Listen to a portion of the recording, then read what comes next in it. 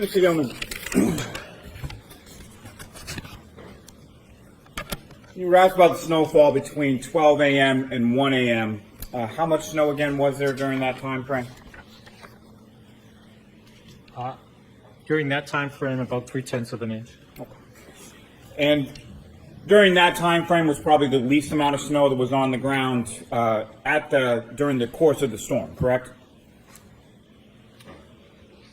During that hour or two previous. Yeah, there's really, in fact, I have this chart I showed, the graph, the map. It just showed a trace of zero. There was less than an inch on the ground. And we measure snow on the ground in whole numbers, so it would either be 1 inch or zero. And so that would be during what you characterize as the track-a-cat stage, correct? Yes. And so it's during that track-a-cat stage that there's the least amount of snow between the frozen ground and anything that may come down on top of it, correct? Yes. Now, as quickly as it applies to visibility, when you were asked about visibility in 30 feet, you said all other things being equal. What are some of the things that would make it unequal? A car in front of you, a building in front of you, a person, anything other than weather, and there are other types of weather that can lower the visibility besides snowfall, including fog. So darkness, as far as nightfall versus daytime, that would have a negative impact on your visibility? Sustained. What about lighting?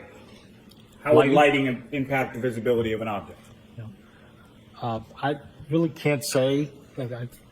Lighting, obviously, you need some light to see anything. That's really all I could say. And lastly, sir, as far as wind chill is concerned, again, could you explain to the jury exactly what is wind chill? What is it measuring?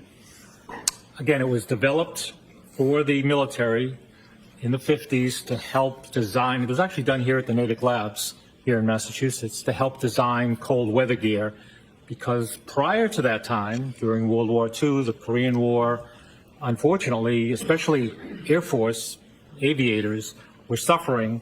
They had clothing that might have been adequate for the temperature, but because of the wind, they suffered frostbite and other ill effects. And so research was done, and the result of that was a wind chill temperature, the way it would feel to the human body based on the wind on a certain temperature. And so the wind chill is measuring the impact of how a person experiences the air temperature, correct? Exactly. I have nothing further. Thank you, sir.